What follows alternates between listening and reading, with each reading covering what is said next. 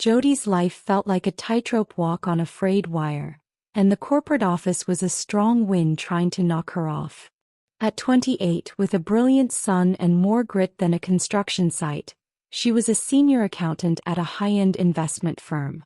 But in a world of bespoke suits and designer bags, her thrift store wardrobe and perpetual exhaustion were neon signs screaming liability. Her colleagues, led by the impeccably cruel Cynthia, treated her like a cautionary tale. "Did you see Jody's lunch?" "Leftovers again," one whispered, loud enough to reach her cubicle. Another time, Cynthia accidentally spilled coffee on a printout of Jody's spreadsheet, smearing data and adding hours to her night. Jody gritted her teeth, cleaned the mess, and stayed late. Her son Leo was her only focus.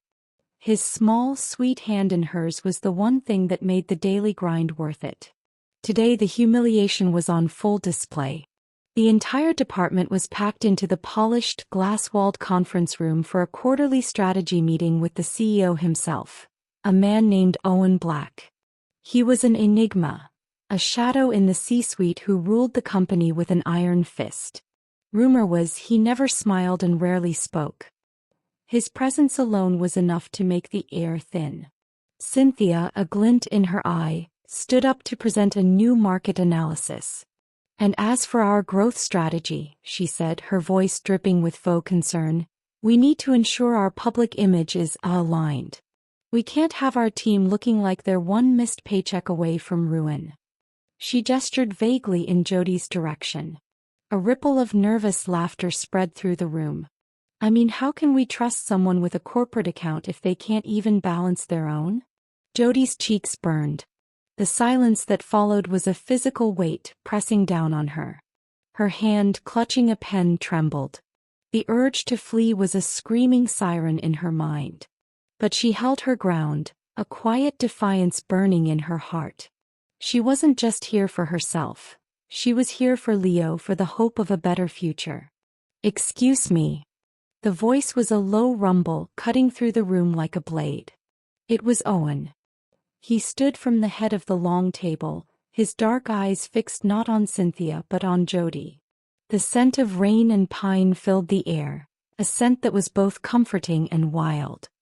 He took a slow, deliberate step toward her, his presence a dark storm front. The room went absolutely silent, a tense, breathless vacuum. His gaze, intense and unervingly personal, swept over her, a strange spark igniting in their depths. It was a look that stripped away the office politics and saw something else. Something deep and primal and terrifyingly possessive. "What's her name?" he asked, his voice low and dangerous. Cynthia stammered, "Jody, sir. She's one of our—" "I know what she is," Owen said, his eyes never leaving Jody's. He took one more step, his large hand coming to rest on the back of Jody's chair. The heat of his touch was like a brand. "And I'll have you know I choose my own." His gaze flickered back to Cynthia, and the raw, cold rage in his eyes was a promise of swift ruin. Then to the stunned, silent room he said a single earth-shattering sentence. "Jody is my fated mate." The words hung in the air. A public declaration that was both a terrifying curse and an impossible salvation. Chapter 1. The world had gone silent, but the ringing in Jody's ears was deafening. Owen Black had not just spoken, he had commanded. He had dropped a grenade of a word into the sterile corporate air. Mate.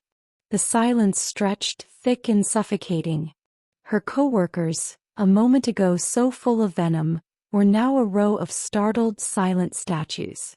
Cynthia, the architect of this public shaming, looked as though she'd just been struck by lightning, her face a mask of horrified disbelief.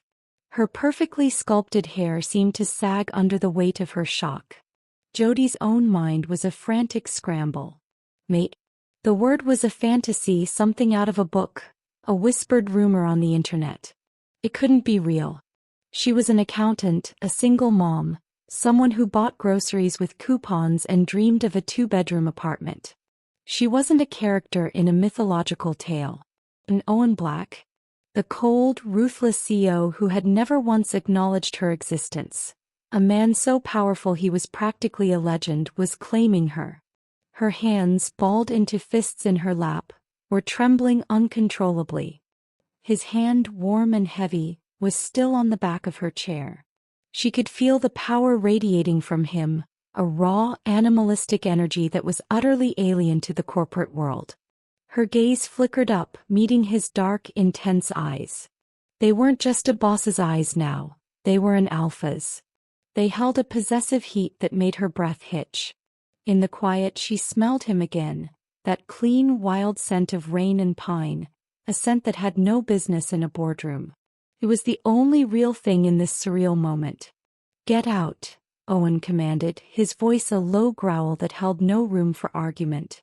It wasn't a request. It was an expulsion. The command wasn't for her. It was for everyone else. Her colleagues scrambled to obey, gathering their laptops and papers with a clumsy urgency that was almost comical if the situation weren't so terrifying. Cynthia shot a single furious glare at Jody before she fled, as if this entire impossible scene were somehow Jody's fault. The door swung shut behind the last of them, a heavy click echoing in the sudden void, leaving Jody alone with the man who had just dismantled her entire reality. The silence returned, heavier now, pregnant with unspoken meaning. Jody's heart hammered against her ribs. She finally found her voice, a small, trembling whisper. "What was that?" He moved around the table, a predator in a tailored suit, and stood before her. He didn't answer right away, his gaze sweeping over her face as if memorizing every detail, from the dark circles under her eyes to the faint, worried crease between her brows. The silence stretched, taut and agonizing. "That," he said, his voice softer but no less commanding, "was a statement. A correction. And a warning." "A warning," she repeated, a flash of her usual stubborn defiance breaking through her fear. "I was just trying to do my job." Cynthia was the one. He held up a hand, silencing her. "I know what she was doing. I have been watching. I saw the way they look at you. The way they talk. A pack preys on the weak. They think you are weak." His eyes narrowed and a terrifying coldness entered them. "They think they can break you.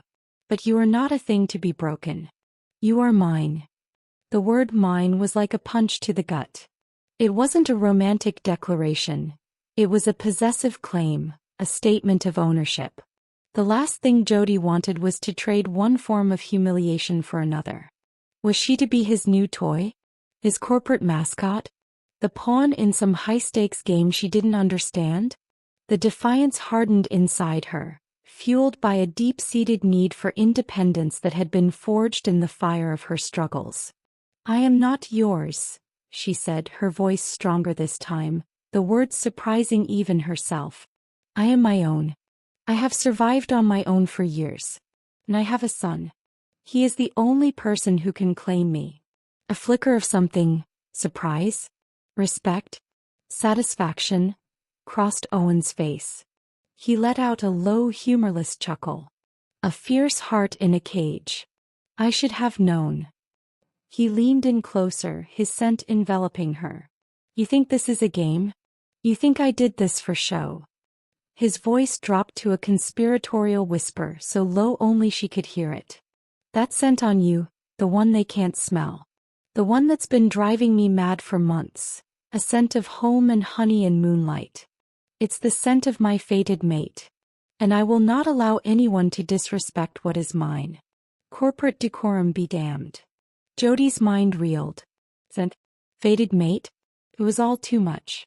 She tried to stand to put space between them, but his hand on her chair held her in place, a nonverbal command to remain seated. The power imbalance was staggering. She felt small and trapped, a rabbit caught in the gaze of a wolf. "You're telling me you're crazy," she said, her voice wavering, her gaze darting to the closed door. There was no escape. "I'm telling you the truth," he replied, his gaze intense. "And now that I have claimed you, there will be consequences. For me. For you. For all of them." He finally removed his hand, leaving a cold spot where his heat had been. You have a choice to make, Jody. You can accept my protection and all that comes with it. Or you can stand alone against a world that will now see you as my weakness. The threat was implicit, terrifying, and she understood it completely. The humiliation from moments ago would seem like a child's game compared to the office politics to come. They would use her against him. Her son would be a target. The thought of Leo's small, trusting face made her stomach twist with cold dread. He turned to leave, but then he paused at the door, his eyes, dark as midnight, settling on hers. Go home. Be with your son. I have already sent a car. It will be waiting for you downstairs. The finality in his voice brooked no argument. It was not a request. It was a chilling promise of a new reality she was not prepared for. The door closed and Jody was left in the empty conference room, a single mother now tangled in a corporate scandal, an impossible supernatural claim, and the overwhelming scent of a man who had just declared her his. She sat in the silence, her heart pounding. His words echoed in her mind. I have already sent a car. It was a command. A chilling promise of a new reality she was not prepared for. The world outside the glass walls of the boardroom looked different now. It was no longer just a grind to survive. It was a stage, and she was the main character in a play she had no lines for. She had a son to protect, and she had just been told she was the property of a man who could destroy everything to get what he wanted. Don't miss a single twist in this story. If you're loving Jody's story, please make sure to subscribe to my channel to support my work. And let me know in the comments below. What's the biggest risk you've ever taken for someone you love? Chapter 2. Jody exited the gleaming glass doors of the corporate tower and stepped into the humid city air. Her mind was a scrambled mess of numbers, threats, and a surreal declaration of ownership. A sleek black town car was idling at the curb, its tinted windows offering a perfect shield from the bustling street. As the doorman who had previously ignored her, now held the door with a deferential nod, Jody felt a shiver of unease. This was not a ride, it was a consequence. She slipped into the plush leather seat and the door closed with a soft thud, sealing her in a cocoon of suffocating luxury. The air was cool and smelled faintly of expensive cologne and something else, something familiar but out of place. Pine. It was the CEO's scent. Her heart hammered in her chest as she realized he wasn't here, but his presence was. The scent clung to the car like a phantom, a whisper of his terrifying authority. The driver, a burly man with a placid expression, started to pull away from the curb. Jody, her hands clasped tightly in her lap, cleared her throat. Where are we going? Her voice was small but steady. The driver's eyes met hers in the rearview mirror for a fleeting second.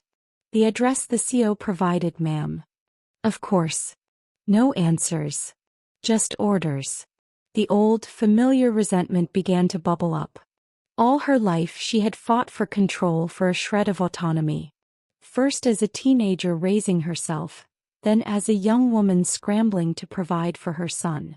And now this man, this stranger, was making decisions for her with a single brutal word. It was infuriating. It was terrifying. She pulled out her phone and checked the time. It was late. Leo would be at her mother's and she had promised to pick him up before dinner.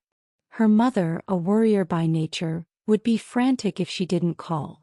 She tapped a message to her, a lie so she didn't have to explain. Running late. Big meeting. We'll be there soon. The lie felt like another violation, another piece of herself this man was taking. The car moved through the evening traffic, the city lights beginning to sparkle like scattered diamonds. She looked out the window, watching the blur of familiar streets, the endless rows of apartment buildings. She saw a young couple walking their dog, a woman pushing a stroller, a man holding a little boy's hand. Her throat tightened. This was her world. Not private cars and CEOs who thought they could own her. After a long, silent drive that felt both too short and an eternity, the car pulled up to a private residential building, a skyscraper that dwarfed all the others. The penthouse suite. The security guard was waiting, his face impassive as he ushered her into an elevator that was meant for 2 people and 100 secrets. The doors slid open, revealing an apartment so vast and stark it felt like a museum. Floor-to-ceiling windows offered a breathtaking view of the city, a carpet of glittering lights that made her feel impossibly small. And there he was, in black. He stood by the window, his back to her, a glass of amber liquid in his hand. He wore a crisp white dress shirt, the sleeves rolled up to reveal muscled forearms. He didn't turn around, but she knew he was aware of her presence. The scent of pine was a thick, comforting fog here, a territorial scent that claimed everything in the room, including her. "You came," he said, his voice a low rumble. It wasn't a question. "You sent a car," she replied, her voice filled with more fight than she felt. She walked a few steps into the room, refusing to be a docile visitor. "You didn't give me much of a choice." He finally turned, his eyes, dark as a storm front, holding hers. "There is always a choice, Jody. You could have refused. You could have tried to run." He took a slow sip of his drink. "But you didn't. That tells me you are smarter than you appear." "Or I'm terrified," she shot back, a bitter laugh escaping her lips. "What do you want, Mr. Black? You've already made a public spectacle of me. What's the next part of this insane plan?" He set his glass down on a sleek dark table with a sharp click. "My name is Owen." "My name is Jody," she said, her voice rising slightly. "And I don't belong here." She gestured around the impersonal, luxurious space. "I don't belong to you. I am not some corporate asset for you to claim." He took a step toward her, his eyes blazing with a mix of cold control and something fierce and untamed. "I didn't claim you as an asset, Jody. I claimed you as my mate. There is a difference. A profound one. You are not a pawn in a business game. You are my other half." He was close now, too close. His presence was overwhelming, a silent demand that she feel the power of him. "The connection, it's a biological imperative. It's written into my bones. When I saw them try to tear you down, something inside me roared. I could not stand by while they humiliated you, while they treated you like trash." Jody's heart hammered against her ribs. She took a half step back. "I don't know what you are talking about. I don't know you. You have a reputation, Owen. A brutal one. And I'm not foolish enough to believe this isn't about some kind of leverage or a game." She shook her head, her voice wavering with a fresh wave of exhaustion. "Look, I just want to go home. I want to see my son. This whole day, it's been too much." He watched her, a strange sadness entering his gaze. "He is a boy, isn't he? Little one. I saw your picture on your desk." He took a tentative step back, giving her space, respecting her need to breathe. "His scent, it's like a sweeter version of yours. He is safe. And I will ensure he always is. I am not a threat to him, Jody. I am the opposite." The mention of Leo and the bizarre accuracy of his description froze her. He had noticed. He had smelled her son's picture. It was a level of observation that was not human. Her fear, momentarily forgotten in her anger, came rushing back. "Please," she whispered, her hands coming up in a gesture of surrender. "Just let me go." He nodded slowly, a dark look of resignation on his face. "I will have a car take you home. But understand this, Jody. The world outside this penthouse has changed. They will all be watching. They will test you and they will try to use you. You cannot face this alone." His voice was low and serious. "No matter how much you wish to. I am the only one who can protect you now." He turned to the side, his jaw tight. "Go. But no, this is not over. Not by a long shot." And just like that, the conversation was done. The air between them, which had been thick with unspoken tension, was now cold and sterile. He stood by the window, a dark silhouette against the glittering skyline, a man who had declared himself her destiny and then told her to walk away. The doorman was waiting, a silent sentinel by the elevator, ready to escort her back to her small, normal life. But Jody knew with a certainty that chilled her to the bone, that normal was gone. And this man, this powerful, terrifying alpha, had just claimed her as his and told her the dangerous game had only just begun. Chapter 3. The town car stopped in front of Jody's apartment building, a brick box with peeling paint and a faint scent of old cooking. The driver held the door for her, his expression as placid as before, but the gesture felt like a final, chilling punctuation mark on an impossible day. She stepped out, the humid night air feeling heavy and alien. The familiar sight of her humble home should have been a comfort, but now it felt flimsy, a thin shell separating her from a world of ruthless power and impossible claims. She fumbled for her keys, her mind still replaying Owen's words. "You cannot face this alone. They will test you." She shivered, but not from the cold. The threat felt so real, a shadow now cast over her life. As she opened the door, the warmth of her apartment and the comforting smell of her son's favorite macaroni and cheese washed over her. It was the only thing that felt real. Her mother, Maria, was waiting on the couch, a worn blanket over her knees, her face etched with worry. Leo was asleep in his room, the faint glow of his nightlight visible from the hallway. "Jody, I was so worried," Maria said, her voice a mix of relief and anxiety. "You said a big meeting, but the car, it was so fancy." Her eyes were wide, taking in Jody's disheveled state. "And I saw the news. On the television. They were talking about you." Jody's heart sank.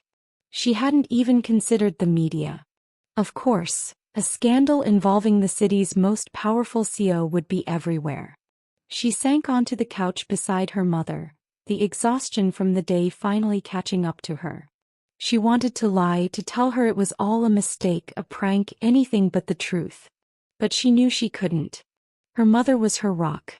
She deserved the truth, however unbelievable it was.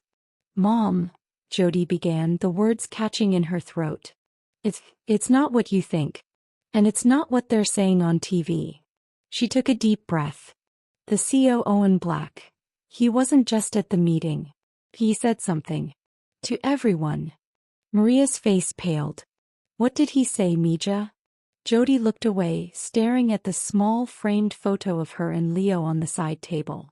It was a picture of pure, unadulterated joy. Leo was laughing, his gap-toothed grin wide and happy, and she looked so much lighter than she felt now. "He said I was his fated mate," she whispered, the words sounding absurd even to her own ears. "In front of everyone." Her mother was silent for a long moment. Then she shook her head slowly, a single tear tracing a path down her wrinkled cheek. "My poor baby," she said, her voice filled with an ancient sadness. "This is bad, Jody. Very, very bad." "Mom, it's not real." "It can't be," Jody insisted, trying to convince herself as much as her mother. He's insane. It's some kind of power play." "Hush, Jody. I know what he is," Maria said, her eyes looking far away as if remembering something from a long-lost past.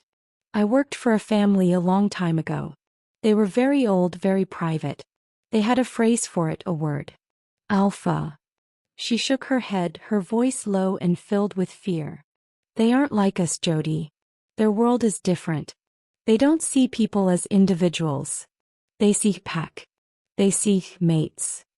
She looked at Jody, her gaze filled with a protective terror. "This isn't a power play, Mija. This is a claim. A claim that will put a target on your back and on our little Leo." The mention of her son's name felt like a physical blow. Her mother's fear was not just for her, but for him. The reality of the situation solidified into a cold, hard stone in her stomach. This wasn't a corporate scandal. It was a threat. A sudden, jarring buzz from her phone on the coffee table made them both jump. It was an email notification. She picked it up, her fingers trembling as she opened it. The sender's name was listed as Cynthia. The subject line simply read, "A word of advice." Jody opened the email, her heart pounding a frantic rhythm against her ribs. The message was short and venomous. Don't think you've won, Jody.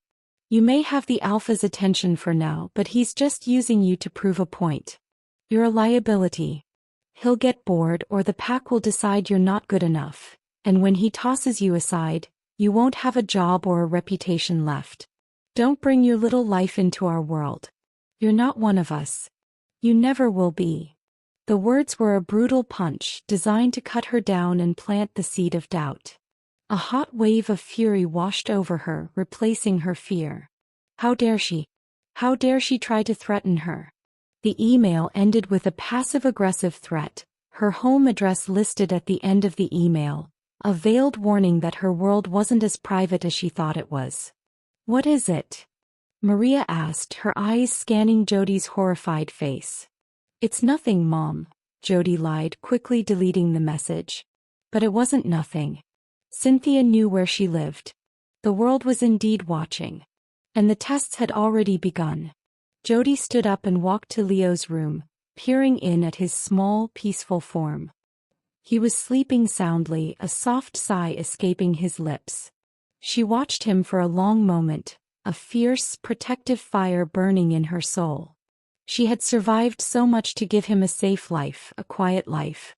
She would not let this powerful, insane man or his brutal, jealous coworkers tear that away from them. She walked back to the living room, her jaw set. Her mother was watching her with a question in her eyes. What are you going to do, Jody? Jody didn't hesitate. She picked up her phone, opened her contacts, and with a conviction she hadn't felt all day, she found Owen's number. She needed to speak to him. She had questions, demands. She wasn't going to let this play out on his terms. She was a mother, not a pawn. And she would fight for the life she had built. The fight wasn't just for her anymore. It was for Leo.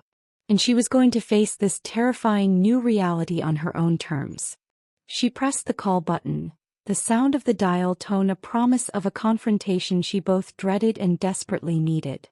Chapter 4. Jody's finger hovered over the call button, the weight of her decision a physical thing in her hand. Her mother was watching her with a silent, nervous energy. This wasn't a romantic gesture. It was a desperate act of self-preservation. She was a single mother, not a pawn in a game of corporate chess or a mythological tale. She had to take control or she would lose everything. With a shaky resolve, she pressed the button. The phone rang just once before a voice answered, a low, smooth baritone that was instantly recognizable. Jody. He didn't say her name like a question. It was a statement. Feck. He had known she would call. Owen, she said, her voice firmer than she expected. We need to talk. And not about fated mates. There was a moment of silence on the other end, and she could almost picture his dark eyes narrowing. I am at my office, he finally said, his voice flat. The address will be sent to you. A car is on its way. No, she said, her voice rising in frustration. No more cars. No more doing things your way. You have no right to just show up in my life and throw it into chaos. I'm not coming to you. You can come here. Alone. Another pause, longer this time. She heard a faint rustling, the sound of fabric and the deep exhalation of a breath. It was as though she had surprised him. Finally he spoke, his voice tinged with a grudging respect. I will be there in 20 minutes. He hung up and Jody was left standing in her living room, her heart pounding a frantic rhythm against her ribs. She had done it. She had challenged him and he had complied. It was a small victory, but it felt monumental. The protective fire for her son, the same fire that had given her the courage to call, now burned brightly in her veins. When the doorbell rang 20 minutes later, Maria clutched her hand, her eyes wide with a deep-seated fear. Jody, are you sure about this? I'm sure, Mom, Jody said, giving her a reassuring squeeze. I have to know what I'm up against. She walked to the door and opened it, her gaze fixed on the man standing on her stoop. He was dressed in a dark suit, his presence filling the small porch. He looked different here, out of the context of his high-rise office. He looked more wild. The scent of pine and rain, so subtle in his car and his penthouse, was potent here, an overwhelming signature in her tiny hallway. He stepped inside and the space seemed to shrink around him. Maria, with a small gasp, retreated to the safety of the living room, leaving them alone. "You came," Jody said, a faint tremor in her voice. "You demanded it," he replied, his eyes scanning her apartment. She felt a flash of self-consciousness at the worn furniture and the child's drawings taped to the fridge. He didn't seem to judge, just to observe. His gaze finally settled on her, and his eyes held a complex mix of intensity and something else she couldn't name. "You said they would test me," she began, pulling out her phone and showing him the email. "This is the first test. It's from Cynthia." He took the phone from her, his fingers brushing hers, and a jolt of energy shot up her arm. He read the screen, his jaw tightening into a hard line. His gaze, when he looked back up at her, was cold, dangerous. "This is not a test. This is an act of war." "An act of what?" Jody scoffed, trying to keep her voice light, but the fear was there, a cold knot in her gut. "It's a nasty email. She's just a bully." "She is a fool," Owen growled, his voice a low rumble. He handed the phone back to her, but his hand lingered for a second. "And now she is a liability. For her. Not for you." He turned his attention back to the room. "Where is the boy?" Jody stepped back, her entire body tensing. "You will not go near him. Not until I have answers. What did my mother mean? What is an alpha? What is this?" She gestured between the two of them, the impossible divide that separated their worlds. Owen sighed, a sound of deep, weary patience. "My kind are not a business secret, Jody. We are an ancient bloodline. We are wolves." He watched her face, searching for a reaction. "Werewolves. Some are alphas, some omegas, some are simply wolves. I am the alpha of the Blackwood Pack. The largest and most powerful on the North American continent." Jody stared at him, her brain trying to process his words and failing spectacularly. You're joking," she whispered, but the look in his eyes held no humor. "I am a CEO, yes. A ruthless one by all accounts. But that is my human life. My other life. It is rooted in instinct, in loyalty, and in pack. My public claim was not a power play, Jody. It was an instinct. It was the moment I realized you carry a scent that belongs to me, a scent that is meant only for my mate. The moment I knew you were the one. I could not let anyone disrespect you." He was telling her the truth. A horrifying, fantastical truth that defied all logic. But as she looked at him, at the raw intensity in his eyes and the quiet sincerity in his voice, a part of her believed him. She was a single mother living paycheck to paycheck, and this man, this powerful mythical creature, had just told her she was his destiny. He took a step toward her, his eyes falling to her hand. Gently he took it in his. His touch was warm, and in the same instant she felt a tingling sensation, a humming electric current. It wasn't just a touch, it was a connection. He turned her palm up and with a startling intimacy he traced a faint scar on her hand, a remnant from a kitchen accident. "They see your weakness," he whispered, his eyes on the scar. "Your struggles. Your humanity. But I see your strength. The way you care for your son, the way you refuse to break. That is what makes you mine." The word, spoken so softly and with such reverence, was completely different from when he had said it in the boardroom. This time it wasn't a claim of ownership. It was a vow. It was a promise. Just then a loud, insistent buzzing from her phone shattered the moment. It was an alert. An urgent news notification.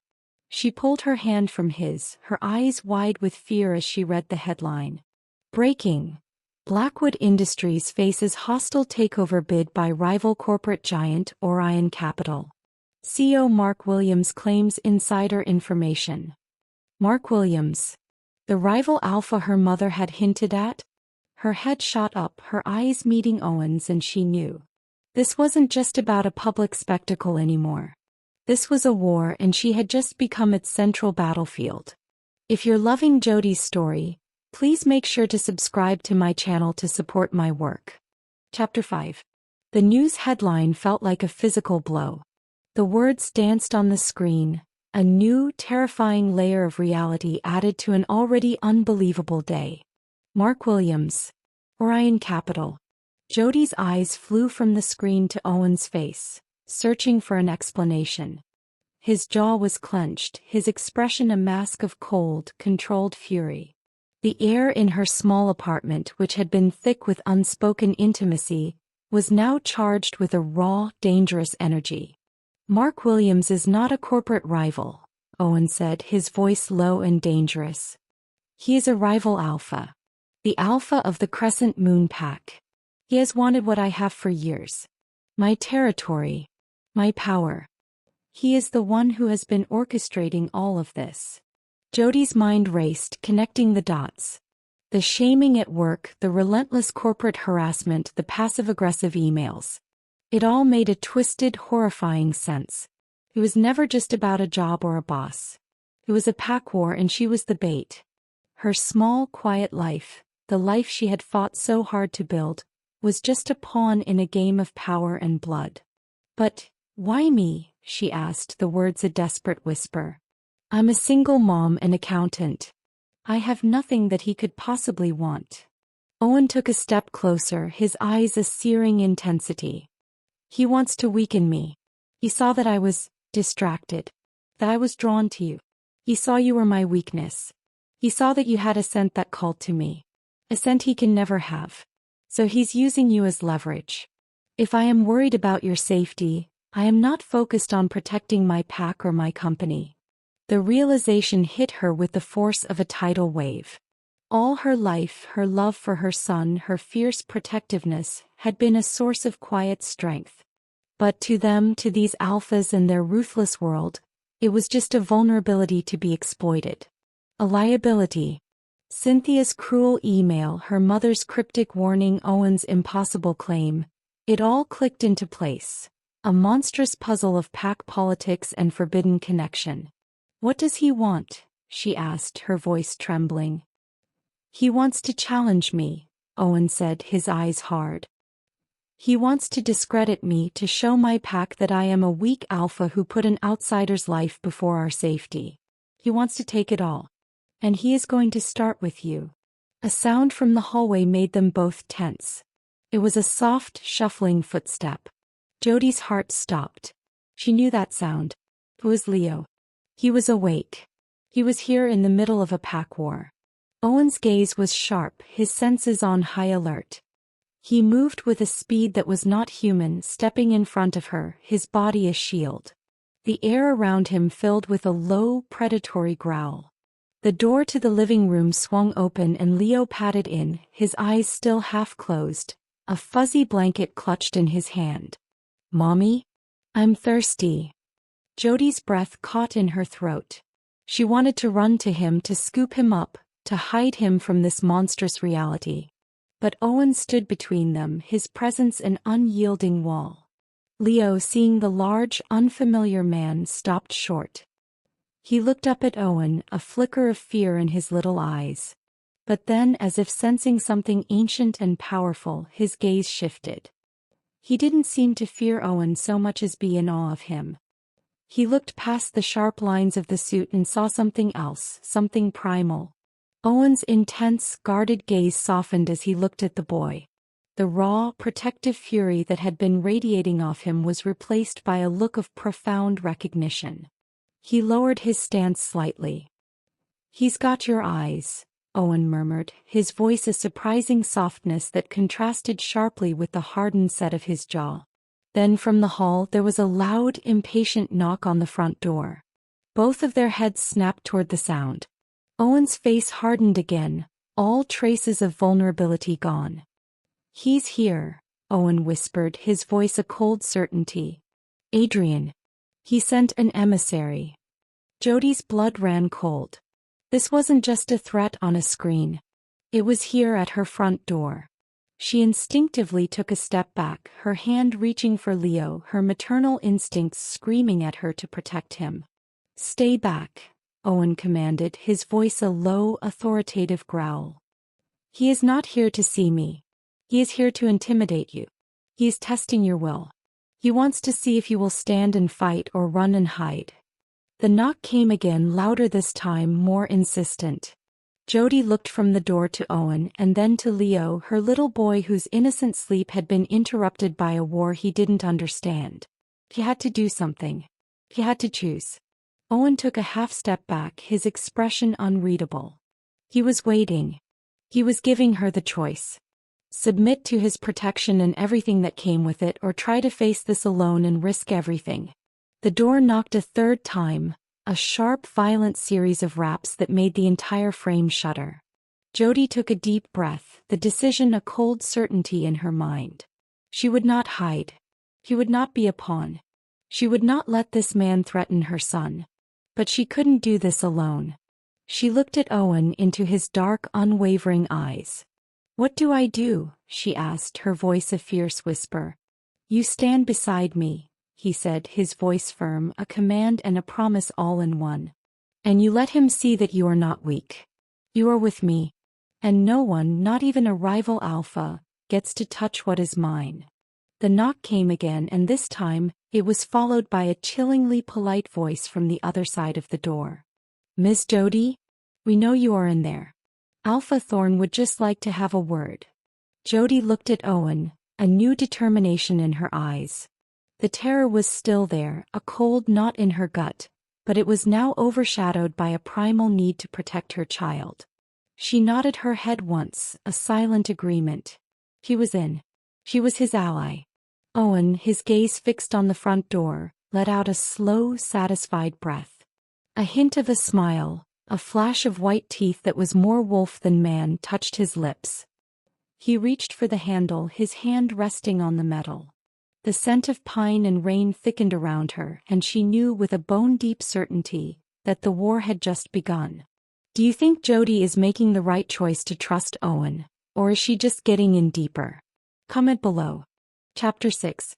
Owen opened the door. Standing on the stoop was a man in a pristine suit, an unsettlingly polite smile on his face.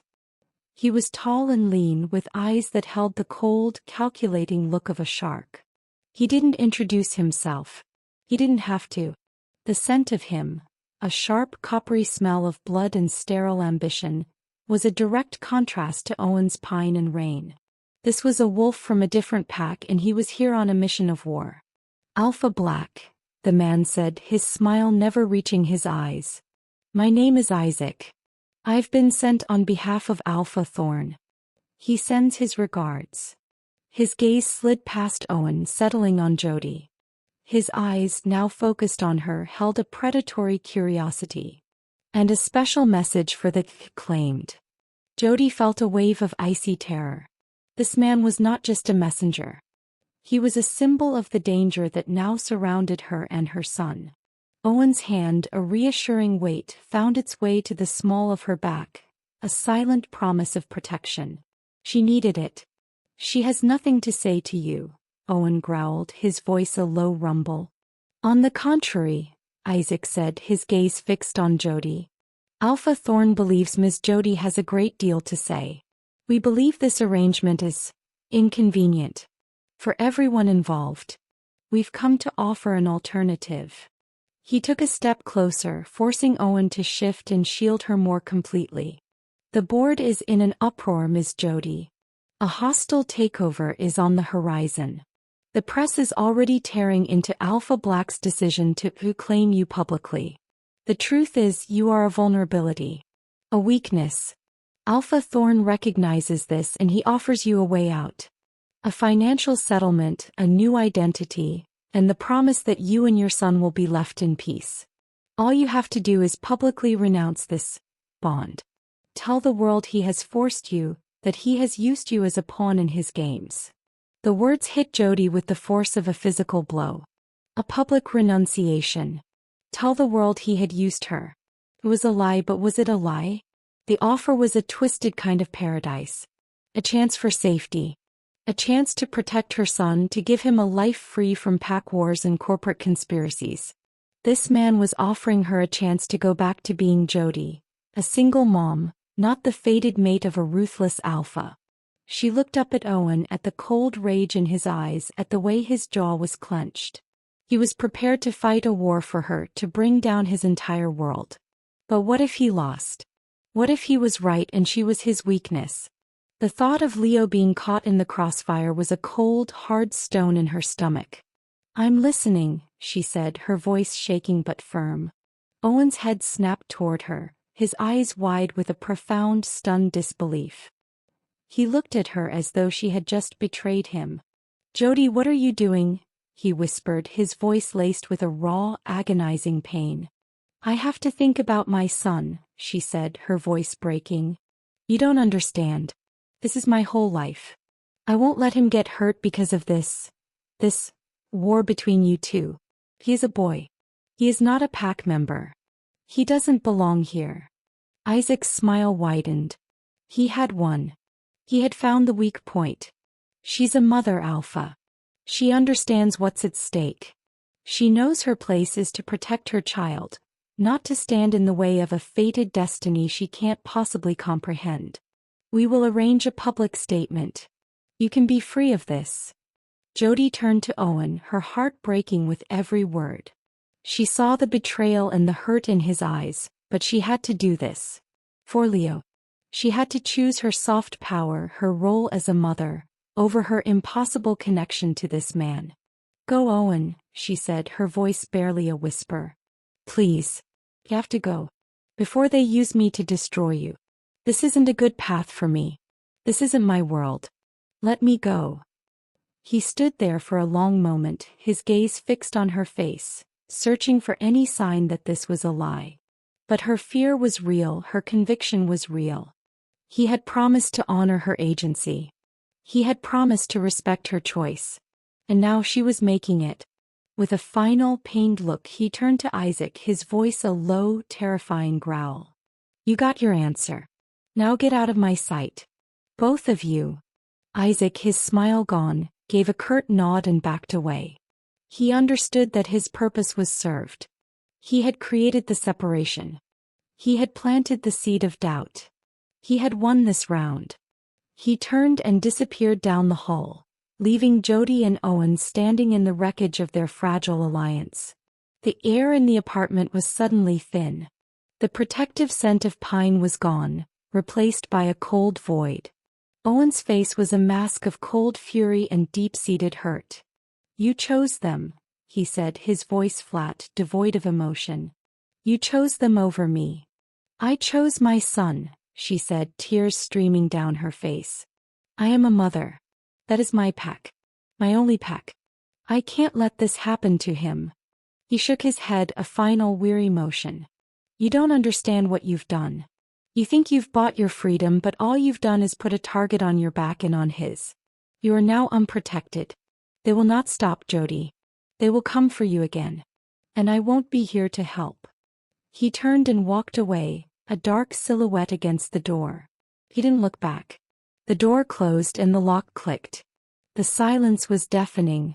The void he left behind was a physical ache in her chest. She had done the right thing. She had chosen her son. And she had never, ever felt more alone. The fear for her child was now tinged with a terrifying new dread, the fear of what would come next. And the deeper fear that Owen might be right. Chapter 7. Jody's decision had bought her no peace. The moment Owen left, the cold dread returned, a creeping tendril of ice that wrapped around her heart. Her phone buzzed relentlessly with messages from friends and family, all asking if she was okay, if the rumors were true. The media had seized upon the corporate takeover as a front-page spectacle. A live press conference had been scheduled for that evening, a public forum where Mark Williams was set to reveal the truth about Owen Black. A courier delivered an invitation, a sleek, black envelope with the Thorne family crest. It was a summons. A final test. She was alone. She had chosen to be. But as she held Leo close, the cold logic of her mother's words began to unravel. She hadn't protected her son, she had isolated them both. Mark Williams wouldn't stop. He would use her, humiliate her, and when he was finished, he would discard her. She had mistaken a temporary peace for true safety. She needed to do more than just survive, she needed to fight. Not for herself but for her son, and for the man who had inexplicably claimed her as his. The press conference was held in the grand ballroom of a 5-star hotel, a space designed for opulence and control. Jody, wearing a simple but clean dress, walked to the podium, 1,000 cameras flashing in her face. The air was electric with anticipation. Mark Williams stood by the side, a triumphant smirk on his face, his pack members scattered among the audience like silent, predatory wolves in expensive suits. Jody took a deep breath, clutching the microphone. She could feel every eye in the room on her. She had to be brave, not for her reputation but for her son and for Owen. "My name is Jody," she began, her voice trembling at first, but gaining strength with every word. "I'm a single mother and accountant. And for the past few weeks, my life has been a lie. I was targeted by Mr. Thorne for one purpose: to be a pawn in a hostile takeover. He orchestrated my public humiliation, used my status as a single mother as a weapon, and tried to manipulate me into destroying Owen Black's reputation." A gasp rippled through the crowd. Mark Williams's triumphant smirk wavered. "This is insane. She is clearly unstable," he called out, his voice sharp with anger. "She has been used and discarded by Black. She has no place here." Just as Adrian spoke, a loud commotion erupted at the back of the room. A single figure, cloaked in a dark hoodie, pushed through the crowd. It was Owen. He was pale, a thin streak of red visible on his neck as if from a recent wound. He moved with a stiff, pained grace, his eyes fixed on Jody. Adrian's face contorted in a sneer. "You see, the alpha is hurt. He's weak." "You chose a weak alpha," he snarled, revealing the toxic creed that was his core philosophy.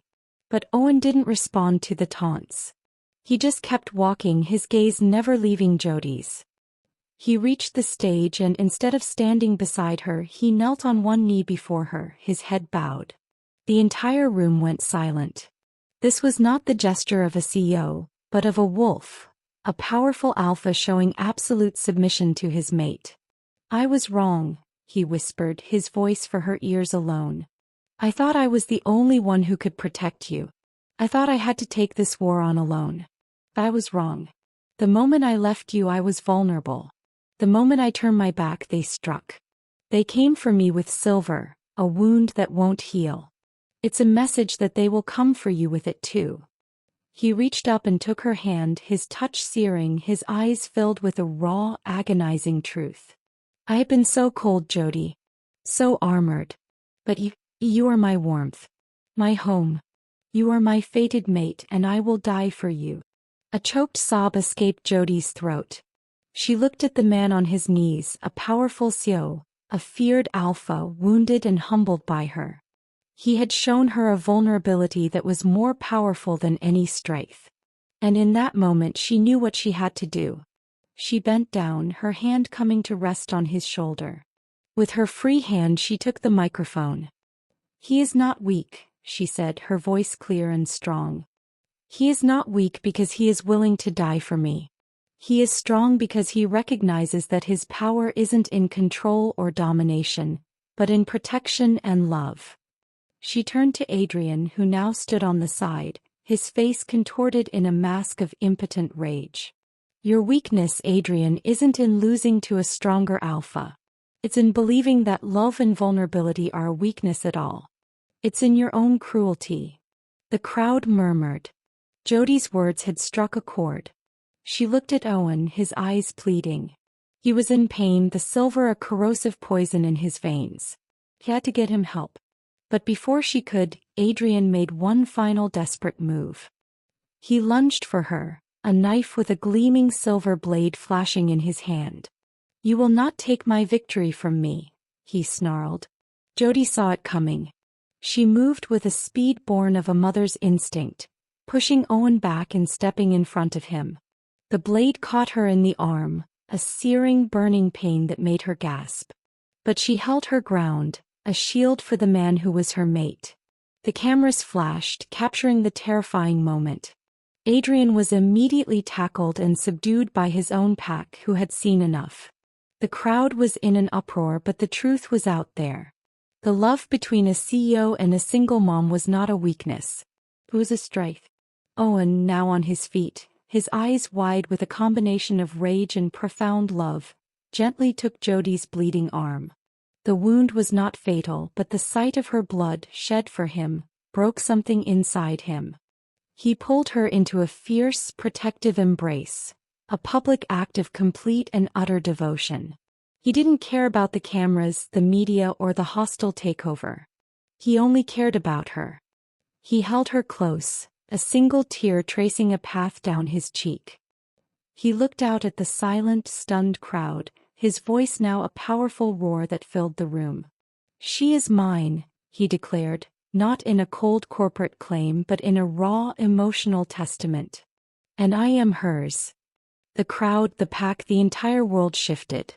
They were a couple, a unit, not a CEO and his pawn. And in the face of all their enemies, they had chosen each other. The book. 1 year later, Jody and Owen stood on the balcony of their new home, a house nestled on a hill overlooking the city. It wasn't a cold penthouse, but a warm, sprawling estate with a large backyard for Leo to play in. The air was filled with the scent of freshly cut grass, wood smoke, and the ever-present comforting scent of rain and pine that was uniquely Owen.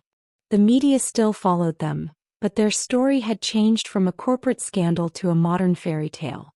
Mark Williams had been disgraced and his pack splintered, a testament to the fact that his toxic creed of power without love had failed. The Blackwood pack, now led by Owen and their newly embraced Luna, had become a haven for those who valued strength in community and compassion. Jody watched as Owen wrestled with Leo in the yard, his cold CEO exterior completely gone. He was a father, a wolf, a mate. He was a man who, in his coldness, had found a warmth he never knew he needed. She had gone from being the overlooked single mom to the Luna of a powerful pack. But more importantly, she had found a family. She had a man who saw her not as a liability, but as his greatest strength.